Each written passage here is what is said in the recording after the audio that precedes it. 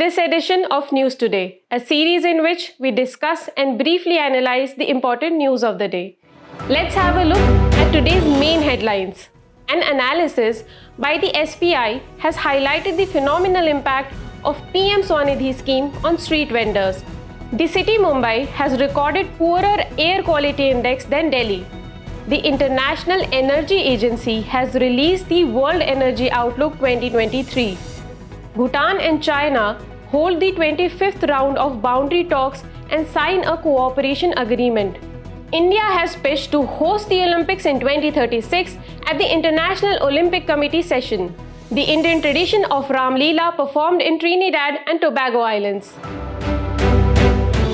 Starting with today's first news, as per an analysis by the SBI, PM Swanidhi scheme has had a phenomenal impact on street vendors. The Prime Minister's Street Vendors Atmanirbhar Nidhi or PM Swanidhi scheme is a central sector scheme and is fully funded by the Ministry of Housing and Urban Affairs. It aims to integrate street vendors into the formal economic system and facilitate their access to formal channels of credit. Now let's discuss some of the important features of the scheme. PM Swanidhi is a micro-credit scheme for urban street vendors to provide collateral-free working capital loans of up to Rs 50,000. The scheme provides incentives for regular repayments with a 7% interest subsidy. Under the scheme, digital transactions are rewarded with a cashback of up to 1,200 rupees per year. Coming back to the analysis presented by the SBI, let's discuss some of its key findings. The report highlights that around 43% of total beneficiaries of the scheme are women. This indicates the empowerment of entrepreneurial capabilities of urban females.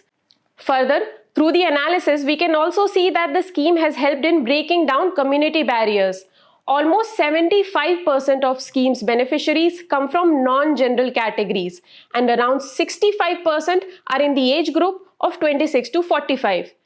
Also, the persistency ratio is increasing, indicating the need and popularity of the scheme. Moreover, the scheme is also being credited for increased acceptability of digital transactions. The report also points out how the scheme has brought a significant change in the financial behavior of PM Swanidhi account holders as their average debit card spending has increased by 50% after loan installments. Moving on, Mumbai recorded poorer air quality index than Delhi. The air quality index of Mumbai breached the 300 mark, signifying very poor air quality. Air quality index communicates air quality status using 6 categories ranging from good to severe. It is based on levels of 8 pollutants including PM10, PM2.5, ozone, carbon monoxide, nitrogen dioxide, sulfur dioxide, lead and ammonia. Usually, Mumbai's air is considered cleaner due to factors caused by its coastal location. Herein, strong surface winds lead to faster dispersal of pollutants and the strong sea breeze sweeps away the pollution particles from the land. Having said this, let's have a look at the factors causing the current AQI of Mumbai. Firstly, change in local wind pattern. A cycle of wind patterns between sea to land and land to sea has been disturbed, which increases the particulate matter in the air, leading to poor air quality index. Also, a dip in La Nina partially caused a sudden spike in particulate matter in coastal cities. Plus, temperature gradient, wherein temperature differences between the city and nearby hills draws winds and dust from areas like Navi Mumbai towards the city. Additionally, there are some other factors at play as well.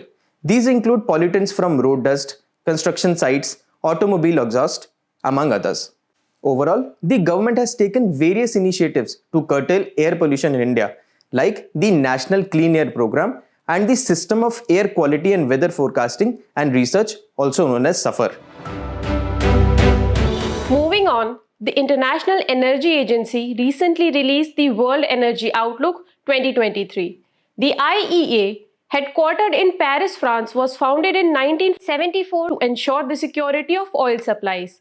Energy security is still a central part of its mission.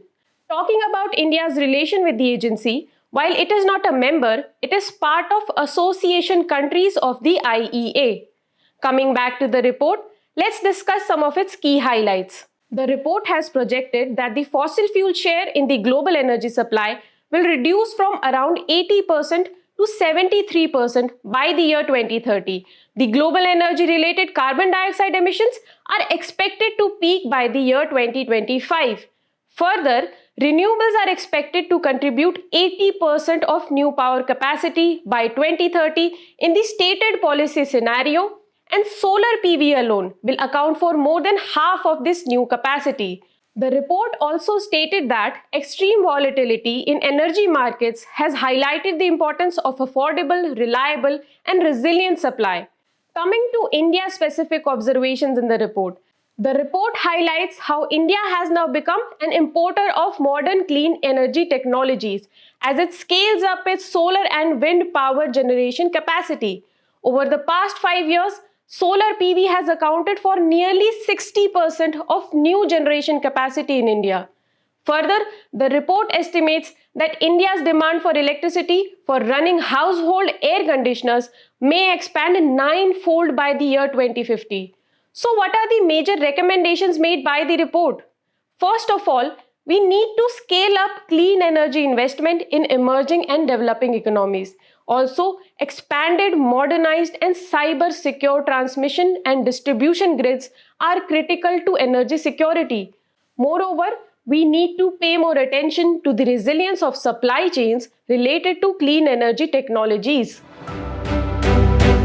In another news, Bhutan and China hold 25th round of boundary talks, sign a cooperation agreement. The agreement outlines the responsibilities and functions of the joint technical team on delimitation and demarcation of the boundary between two countries. The boundary talks have been stalled since 2016, especially after the 2017 Doklam standoff. Earlier, in 2023, the joint technical team was established to assist in the implementation of a three-step roadmap. The roadmap was agreed upon in 2021 for resolving boundary disputes.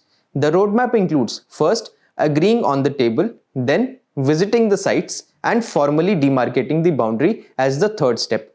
The history of Bhutan-China border dispute started in 1950 when China published a map claiming areas in the west and north of Bhutan.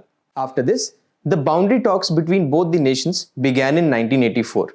They signed the Agreement on Maintenance of Peace and Tranquility in 1998. The disputed territories include Pasamlang and Jakarlang valleys in the north of Bhutan, in the west Doklam, Dramana, Shaktoi, Yakchu, Charing Thangchu, Singchu Langpa and Lang Marpo valleys. Recently, China also claimed the Sakteng Sanctuary in the east of Bhutan. Having understood the dispute, let's have a look at why it is important for India. China has proposed a swap arrangement where China concedes its northern claims for Bhutan, accepting western claims including Doklam. This would be of particular concern to India. This is because the Doklam Tri-Junction is crucial for India as it lies close to the Siliguri corridor and the Sakteng Sanctuary borders the Arunachal Pradesh. Moving on to the next news, India has put forward a bid to host the Olympics in the year 2036 at the International Olympic Committee session. Only 3 Asian countries have ever hosted the Olympics: China, South Korea, and Japan, with Japan hosting the Games twice in 1964 and 2020. Talking about the IOC, it was established in 1894 and is a not-for-profit independent international organization based in Lausanne, Switzerland. It is responsible for electing the Olympic host. Now let's discuss how Olympic hosts are selected. The process is overseen by 2 permanent future host commissions, one for the summer and one for the winter games. The commissions are comprised of IOC members and other Olympic stakeholders. They make recommendations to the IOC Executive Board regarding possible future host, and the decisions are then put forward for election. After that, a host is elected by a majority of the votes cast by secret ballot, where each active member has 1 vote. In the voting, if no majority is achieved, the least voted candidate is eliminated until one obtains a majority. Talking about the approach that is being used for selection criteria, it is a 2-stage process without any fixed deadlines to assess, discuss, and guide potential host. The first stage includes a continuous dialogue in which discussion takes place between the IOC's Future Host Commission and interested parties. And then a targeted dialogue happens after a feasibility study During this stage, the Commission recommends inviting one or more parties as preferred hosts. So, why is India so keen on hosting the Olympic Games? The country hosting the Olympics could gain benefits like increased forex reserve inflow due to international tourist visits. Also, the communication and sports infrastructure that are built during the game can be used for decades afterward. Additionally, the people of the host city may experience an increase in civic pride and local sense of community. However, hosting the Olympic Games is not an easy task. Countries may face issues like cost overruns, poor land use, inadequate planning, and underutilization of built facilities. In another news, Indian tradition of Ram Leela performed in Trinidad and Tobago Islands.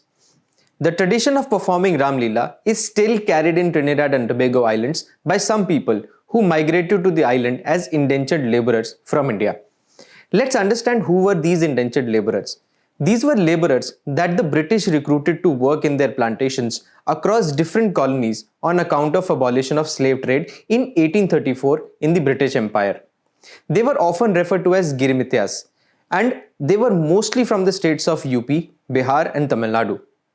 They have settled in 19 colonies of British, including Fiji, Mauritius, Ceylon, Trinidad, Guyana, Malaysia, Uganda, and South Africa. When it comes to its abolition, in 1916, Madan Mohan Malviya moved a resolution in the Indian Legislative Council for the abolition of the indenture system. Later, it was officially abolished by the British government in 1917. Also, in South Africa, under the Smuts Gandhi settlement of 1914, Gandhiji obtained a waiver from poll tax for the indentured laborers. The indentured laborers have played a significant role. Firstly, when it comes to the spread of Indian culture across the globe, they have played a crucial role in building temples for Indian gods and celebrating the Indian festivals and rituals to date. Also, many laborers became small planters themselves, and they have been playing major roles in political and economic aspects and have been the pioneers of Indian diaspora in those societies. The place in news for today is Benin. Recently, Ministry of External Affairs has said that India is Benin's largest trading partner and a significant investor. Benin, with its capital Porto Novo, has Burkina Faso in the northwest, Nigeria in the east, Togo to the west, Niger in north, and the Atlantic Ocean in the south. The Bight of Benin is a bay in the Atlantic Ocean bordering Benin, and the Niger River forms Benin's border with Niger. When it comes to the geographical features, the Atakora Mountains in the northwest form a continuation of the Togo Mountains to the south. Other major rivers are Mono, Kaufo, Oime, and its highest point is Mount Sokbaro. As we conclude today's main news, let's go through some quick updates. The Centre has constituted a tribunal for adjudicating the matter under the Unlawful Activities Prevention Act of 1967. The tribunal is made up of a High Court judge appointed by the central government. The exercise Harimau Shakti 2023 recently commenced. It is a bilateral training exercise of the Indian and Malaysian armies. The Indo-Tibetan Border Police recently celebrated its Raising Day. ITBP is a specialized armed police force established in 1962. The logo, website and brochure of the National Cooperative Exports Limited were recently launched.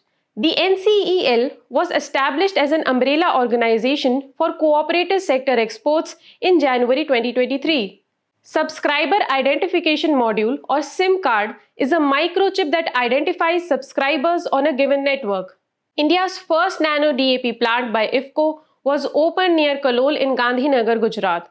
Diammonia phosphate or DAP liquid is an efficient source of nitrogen and phosphorus which helps in overcoming the deficiencies in the soil. The Food Safety and Standards Authority of India has recommended the inclusion of QR codes on food products for accessibility by visually impaired individuals. These QR codes should contain comprehensive details about the product. India and the International Atomic Energy Agency agreed to cooperate on extending nuclear technology applications in the Global South. IAEA is the world's central intergovernmental forum for scientific and technical cooperation in the nuclear field. India is a founding member. Before we go, It's time to put your knowledge to the test in today's segment of Test Your Learning.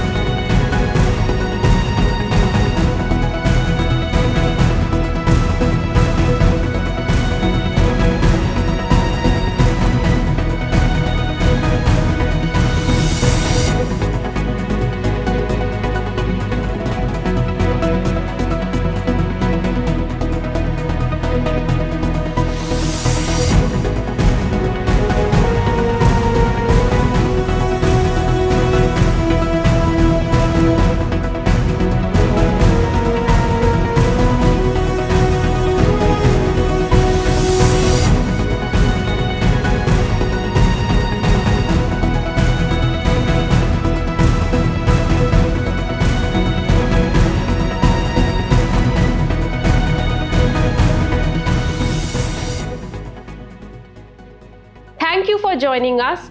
We hope you have enjoyed this edition of News Today. To get the answers to today's quiz and to download the PDF of News Today, make sure to check out the links in the description below.